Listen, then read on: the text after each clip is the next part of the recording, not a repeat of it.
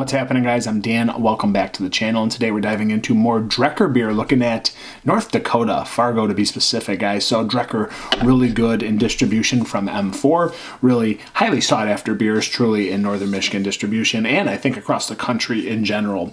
You will get these beers between $15 and $20. Sometimes their beer is definitely on the pricier end of the spectrum. This one I think was $18, a 4-pack if I'm not mistaken, and let's get that to focus up on me. So we have Hex Marks the Spot, which is an IPA clocking in at 6.5% ABV. I was looking at the canned date. I thought this was a lot more fresh than this, but yeah, this is 11/18/24, which is kind of a bummer. On the IPAs, I like to be a month fresh or so. But February 26th, time of recording, so over 2 months old, and it is what it is. Let's get this into a glass, see what it's about. So it's always hard for me to go back to the hazy game, guys. Again, if you've watched the channel, I definitely still love hazy beers and New England style IPAs, but my palate's moved away from there quite a bit, so we'll just judge it fairly on what it is, but certainly not always my favorite category these days for drinking consistently hazy beer. I'm not always on that end of the spectrum all the time. I just don't seem to stay there for long. If I drink one, I'm usually one and done. So, cool can art though, I will say. Very nice, and it looked a little bit thinner as I poured it. It wasn't super crazy viscous or anything.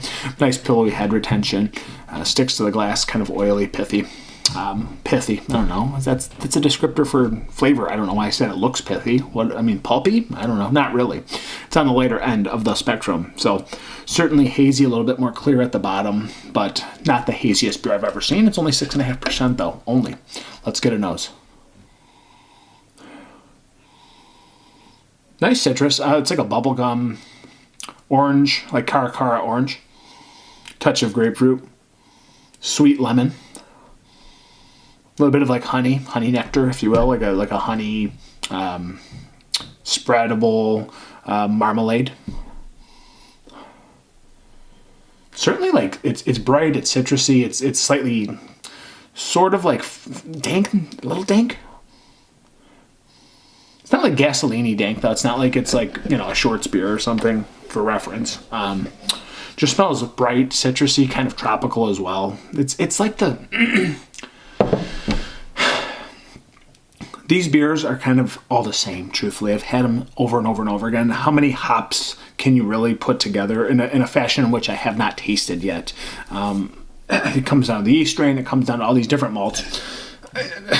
It's good. I mean, we got Galaxy and Strata, so have we had these in combination with each other? Yes, we have before. But again, with these beers, you get lots of citrus, lots of stone fruit, lots of tropical. This one's more citrus than the other tasting notes, at least from the nose. So let's get into this one, guys. Hex Marks the Spot. Wish it was a little bit fresher, but it is what it is from North Dakota. Cheers. Cheers, Drekker. Cheers, M4. Super light, actually. So there's a little dank thing in there. It's not really, I wouldn't even call this crazy dank. It's actually really smooth. It's not like a creamy mouthfeel. It's just a nice, crisp mouthfeel for being in the hazy category. Tropical, yes. Generic tropical fruits, maybe a little bit of mango. Like a wet, dank mango. And then that's about it. I get like, kind of like a soapy mouthfeel too. It's weird. So yeah, this beer is very nice, clean citrus. I feel like it's a very soft beer from start to finish. It's got a nice bit of hoppy bitterness on the back end. A little bit of pine resin just to kind of, you know, offset some of the sweetness there in the middle and front. But really, at the end of the day, this is an easy sipping 6.5% New England style IPA, in my opinion. I don't think it's going to blow your socks off. It's not super flavorful, but there are nice sweet notes of sweet peach, a little bit of like nectarine, Cara oranges. I will say there's a little bit of sweet lemon and honey kind of comboed together. And again, the back end a little bit bitter, a little bit piney. Small bit of dankness, but it's certainly not like gasoline dank or anything. Maybe a touch of floral. But at the end of the day, very fruity, very clean for 6.5%. Absolute crusher, if you ask me. But not one of the crazier New England style beers I've ever tasted in my life. And they're just calling it an IPA, so I guess it's just me calling it a New England style. I mean, I don't know, that's what I'm going to call this one, guys. So where do I put this? Not in anything crazy that I've never tasted before, but very solid beer. And again, the bitterness does kind of build on the back end.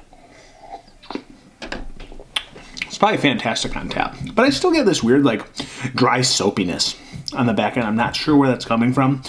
Haven't had any other beer, so it can't be swayed on any other outside factors, I don't think. So I get some weird dry notes that are kind of like soapy as well. So do I love this beer? I don't think so, but it's good. It's a good beer at the end of the day.